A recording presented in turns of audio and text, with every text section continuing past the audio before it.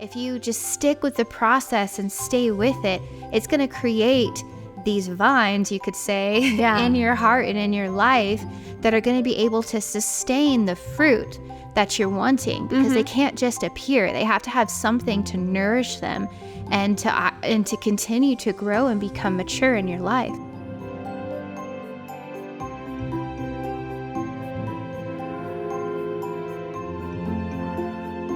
Welcome back to the podcast. We are so glad that you're joining us. If you've been following along, we have had a few episodes on growth and celebrating this wonderful spring season that most of the world is enjoying. Maybe not all of us here in Colorado, but in our hearts it is spring.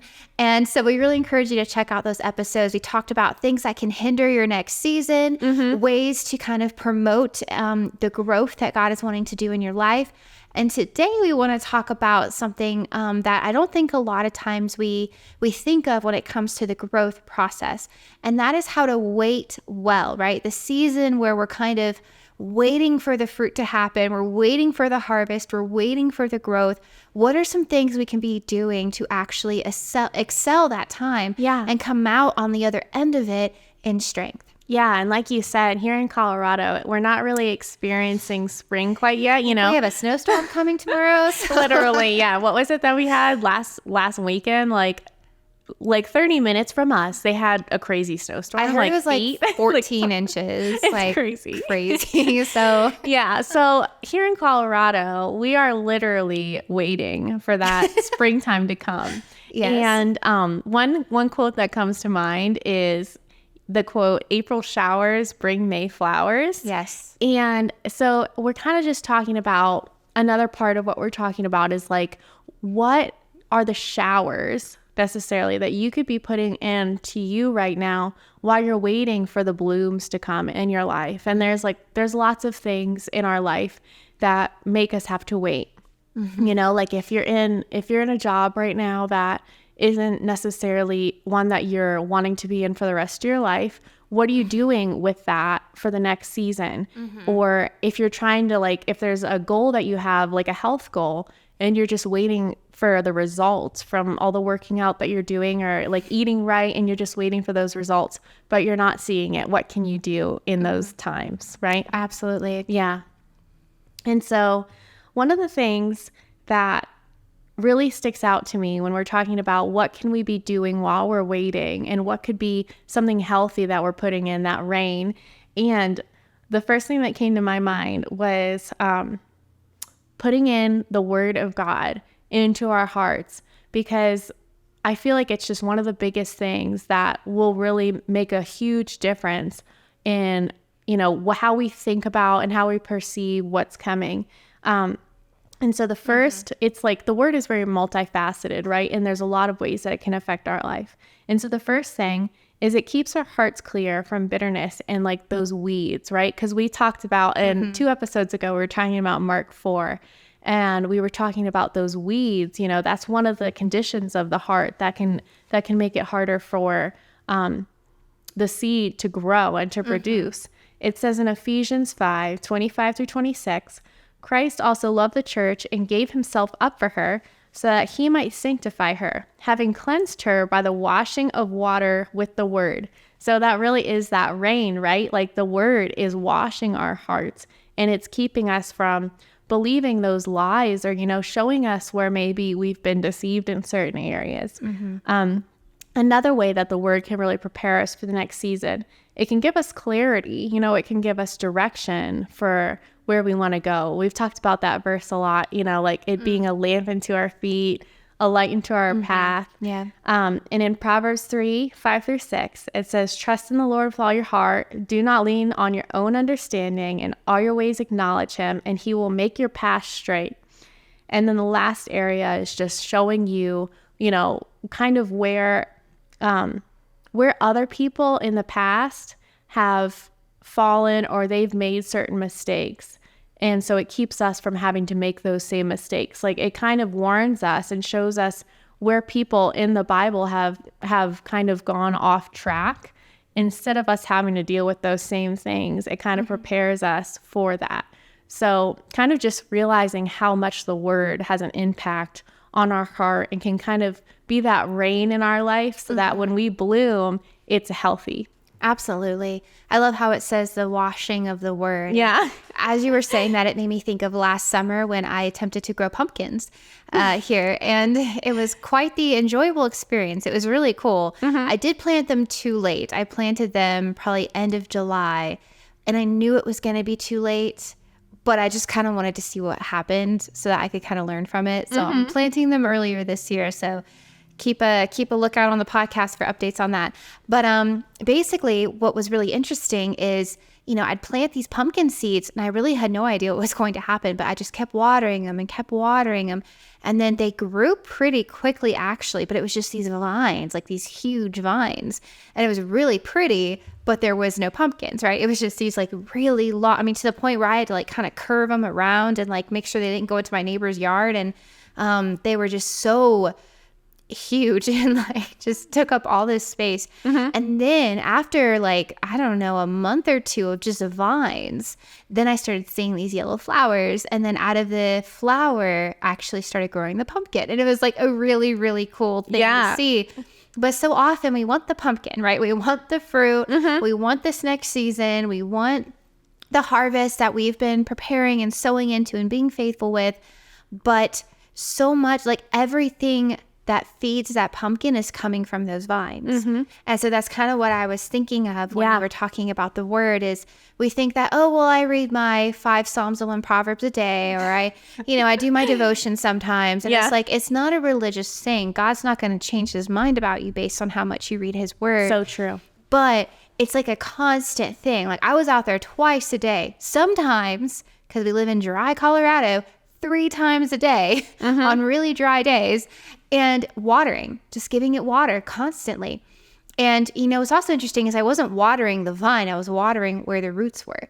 And so that's also just kind of something to remember is that you're not just kind of trying to clean up the outside, but you need that word to go into your heart. And you need it to fill the places and water the places that are creating roots in your life. And as you do that, it's a daily thing. It's a constant thing because another day comes and there's a fresh sun up in the sky and it can dry you out and you need that nourishment. And so if you just stick with the process and stay with it, it's going to create these vines, you could say, in your heart and in your life that are going to be able to sustain the fruit that you're wanting because they can't just appear. They have to have something to nourish them and to continue to grow and become mature in your life. Yeah, that's so true.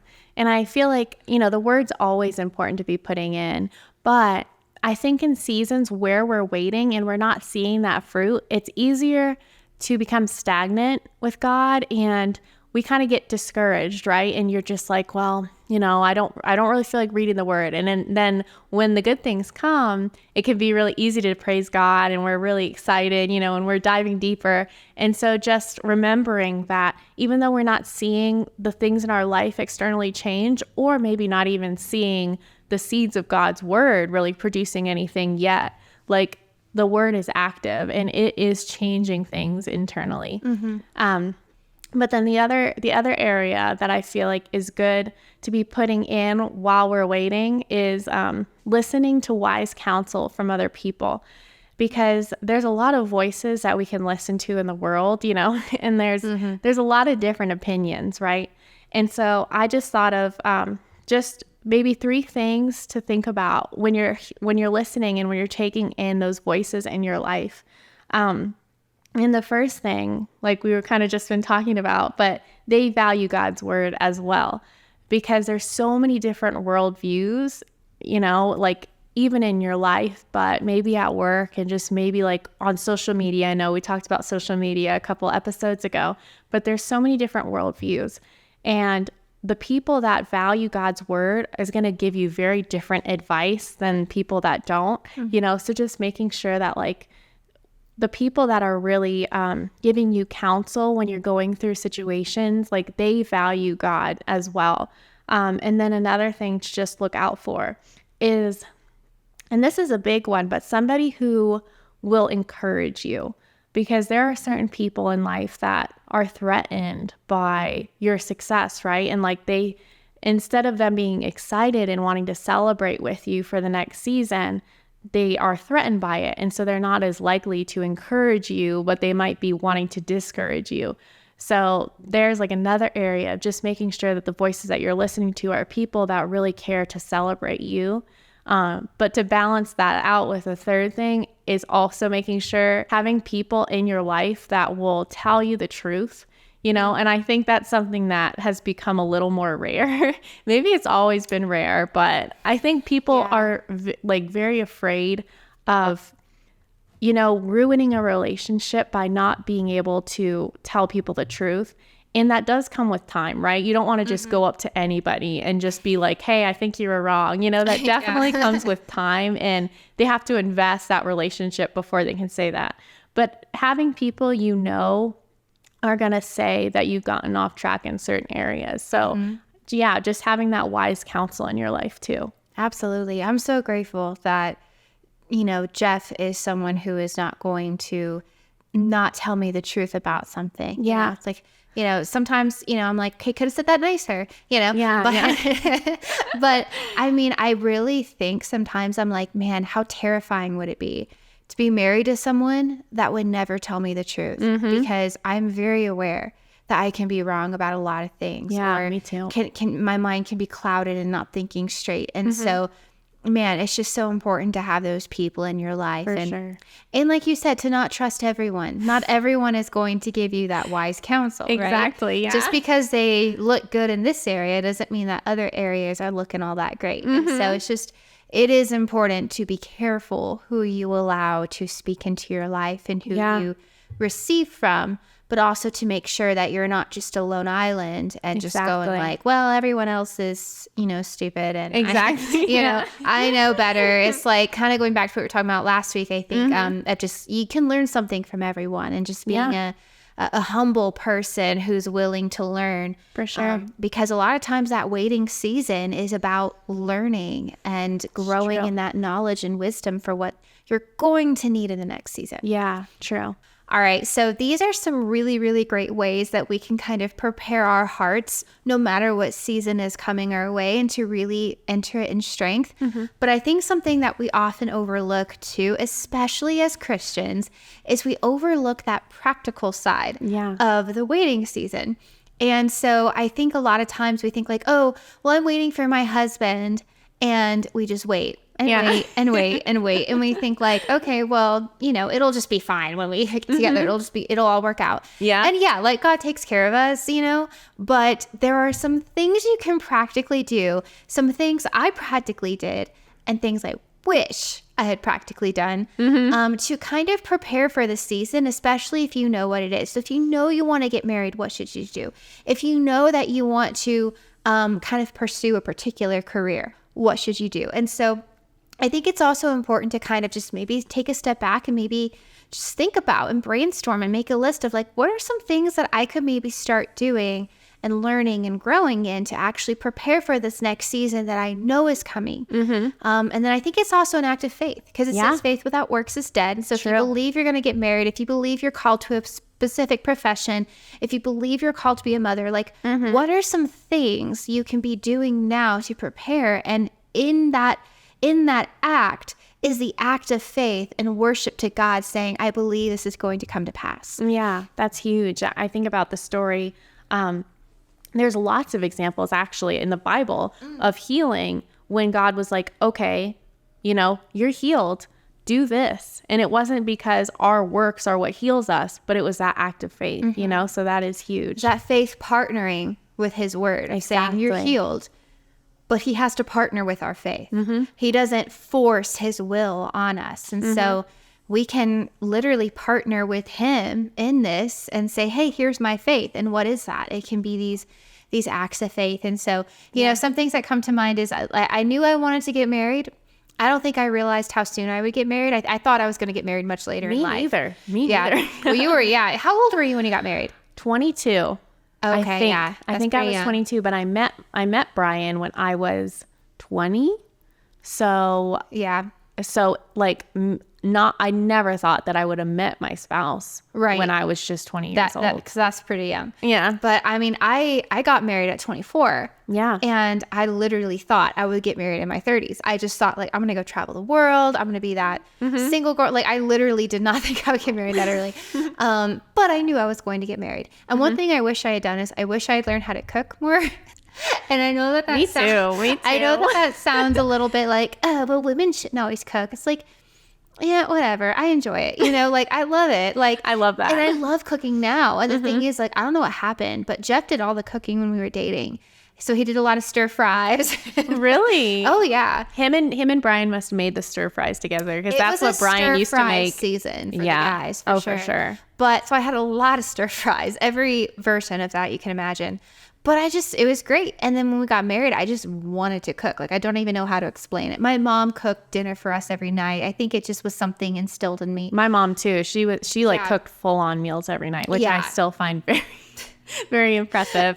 Yeah, it is impressive. Yeah. It was also that generation too. They just really valued that, and I love it. But I also love cooking. Like, it's so interesting to me. I love learning about foods and spices and herbs and just like how to put things together. But and so even though God has really blessed me and helped me and gotten me through this season, coming up in September, I'll be married 8 years. So that's quite the journey. But I started from scratch. Like, I, for some reason, just did not know anything. I probably knew some basic things, but I really wish I had spent some time kind of learning how to make some meals, learning how to cook chicken, which to this day is the bane of my existence. You need a chicken thermometer. I do need a chicken thermometer. You need it. I just throw it in the slow cooker. I can't stand cooking chicken, but I love chicken. So there are just some practical things that would be really nice to know how to do. And then budgeting. Like, that's another one that I wish I had done. Yeah, I did not do. I did not budget. I did not really save. In fact, Jeff and I didn't budget until a year into our marriage. I was like, oh, God will give me a man who's good at budgeting. And then Jeff was like, God will give me a woman who's good at budgeting. And I'm like, okay, what happened there, God? And so and then I kind of took up the mantle, and I love it. I actually love it now. But I'm like, man, why didn't I do this before? I could have been in such a better shape. And it's not about looking back and regret, of course, but there are just some practical things that you can do to really set yourself up for the season that you know is coming. Yeah, Brian had a lot more of time alone, like living on his own and, you know, having a job on his own and everything like that before we got married. So I do feel kind of bad, because when we went into marriage, like, he was the one that was cooking all the time. I probably knew how to make scrambled eggs, pasta, like PB&J, you know. So good. Like, but, you know, I wasn't really prepared as far as, like you said, but like budgets, financial stuff. One thing that I did, which is, I guess it's like, it's not super practical because it's very like widespread, but I was reading a lot of marriage books to prepare for when we got married, and Brian and I were reading those together. And that was really good, because I feel like what that showed me when I was reading a lot of marriage books is that even though there was a lot of things that I was like, oh, well, that, you know, that would never happen to me and Brian.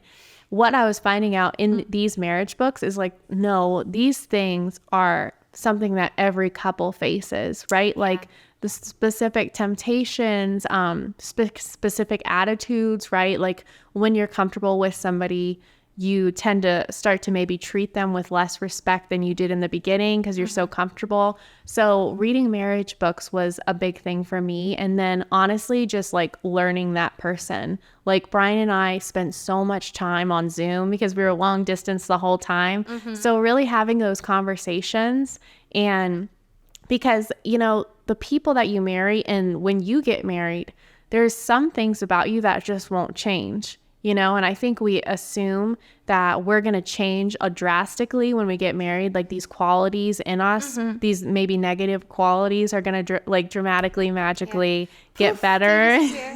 But just being able to really learn that person, to be like, okay, like if they didn't change, would I be happy? Like, or would I feel like, oh, I have to change all this? Because if you go into a marriage wanting this and this and that to change about that person, you know, that might set you up for disappointment.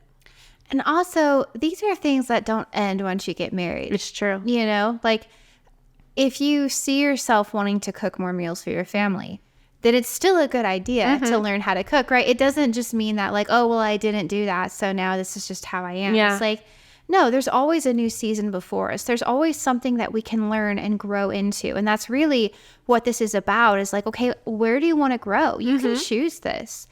You know, do you want to be a better cook? Do you want to be a better homemaker? Do you want to have better health or a different body? You know, do you want to pick up a hobby? You know, you can choose to do that. And then in this kind of waiting period, you just apply yourself to that, and then you'll see the fruit come. Yeah, for sure. And that's something that I've kind of been trying to do is it's easy to get really focused in one area of your life. Like, okay, I really need to grow in my job. Yeah. But then sometimes we neglect these other areas of our lives. So I've kind of tried looking at my life and going, okay, what's a goal I have for my job?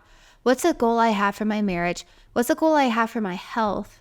You know, what's a goal I have in my home? Like, and not just putting too much pressure on yourself, but kind of finding ways to grow in all of these different areas of your life will bring you more joy. Because if you just focus on one area of your life and then neglect everything else, you just kind of feel like you're failing, right? Like you feel like you're not really progressing forward and growing in your life. And so kind of just taking the time to grow, and even personal goals. Like I have reading goals for myself, and some people that's a burden. Some people that's like, okay, I know I need to read. But for me, reading is like one of the joys of my heart. Like it is how I relax and enjoy myself. So I have a goal for that, and it's to make sure that I prioritize rest and enjoyment. Yeah. And so just kind of finding these things. And I think another area that we can really prepare for, that happens to all of us, kind of like marriage is something that typically most of us are going to go through. Kind of finding a career, or if you're wanting a promotion or to move forward in your career, that's another area that can feel like it's just taking a lot of time. And you're kind of like, well, what do I do in the meantime, right? And so I think that's another area where we can really learn how to wait well. Yeah, for sure. You know, one thing I think to think about is, what's the position that you have now, and how can you become an asset in that position? You know, I heard a story. Lisa Bevere shared this in a teaching one time. And it just, I'm sharing it because it really, really stuck out to me. And it was before she was a teacher, speaker, extraordinaire, all that stuff. And she was working in like a television studio doing makeup or something, like something not at all connected to what she wanted to do and what was in her heart. But she needed a job. And so she was working, and she just thought like, well, I'll just, you know, I'll do my job, and then I'll just help other people. And she just was kind of solid as unto the Lord. And so she just kept doing stuff for other people and seeing if they needed help and everything. And long story short, after a few years, when she left that job, she was not only a producer, but it took 3 people. They had to hire 3 people to replace her.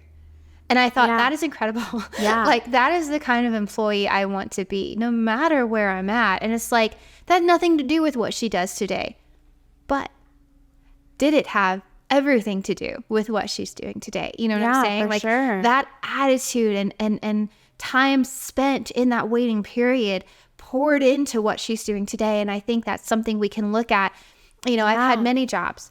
You know, folding the panty drawer at Victoria's Secret is not fun at, 12 a.m., like definitely not. It's not a glamorous job. Okay. And it's like, man, I can't even like count all the jobs I've had. And so many of them have absolutely nothing to do with what I'm passionate about. But it was just like, what has God given me right now? What can I put my hands to? What can I grow my character in? And you'd be amazed at what doors that opens for you in the future. Yeah, for sure. Like with work, it is a lot of the times it's those character traits and those attitudes that you're developing for the next season, not necessarily skills. Although sometimes like that can happen. I think like one of the first jobs I had at the ministry, or the first job I had at the ministry, was like very focused on organizing and like moving files in certain folders. And it's like what I wanted to do, or what I thought I would do in the future, I didn't suspect that would have anything to do with what I'm doing now. But I'm actually doing something now in my current position that is exactly about organizing files, naming files, stuff like that, So you never know how what you're doing now will prepare you. But it's also those character traits that you mentioned, working unto the Lord. Like that is huge, because there's going to be times, even in, our most desired position, where maybe the people that we're working with or the people that we're working for, like it's just like fickle situations, and maybe every day you're not doing exactly what you want to do. But if you're always having that mindset of working unto the Lord, like having that attitude, that'll carry on with you to every position, right? So like you said, I think it is really focused on those character traits that you pick up along the way. And then I also think it's important when we're kind of learning what we want to do in our life and what career we want, kind of going along with that is just to experiment and learn what we like. There's so much about what I'm doing today that I had no idea that I enjoyed. And some of these things were in my heart, but some of these things I've just learned, and I've developed skills in my character that I developed from other jobs that had nothing to do with what I'm doing now, but that's helped me in what I'm doing, kind of like what you were saying. And so it's important not just to sit around and go, well, the right job will find me. It's like, it's like, no, you just got to get out there and try things. And so think about some of those practical things that you can do. No matter what season you're looking forward to, think about the person you want to be in that season. And then go, okay, what are some things that I can practically do now that can kind of help prepare me for that? And it's not that, God is waiting for you to become that person in order to bless you, but you want to enter that season in strength, and you want to enter that season with as much resources as possible. And then, like we said before, it's really putting action to your faith and going, all right, God, I believe that this is coming. So I'm going to put action to my faith. I'm going to partner with you, just like those people in the Bible who partnered with him in their healing. It's like, this is me partnering with you and showing you my faith so that I can connect to what you're trying to do in my life and see that growth happen. Yeah, true. Like having a vision for what the future looks like and what you want it to look like, and like tying it back into, planting and gardening. Not everybody wants the same sort of results, right? Everybody wants healthy results, but like for me, like cottage garden look is my favorite kind of look. And then other people like, the Japanese kind of garden. And so just thinking about what do I want, and not getting into comparison, but focusing on what your heart's desire is and working towards those things instead of getting distracted by maybe what other people are doing. Yeah. Thank you so much for tuning in. If you enjoyed this episode, then please like it and subscribe to our channel so you can see all of the amazing spring content episodes that we have coming your way very soon. And we're also on Instagram and Facebook, so make sure to check us out on there. And until next week, remember to have courage and be kind.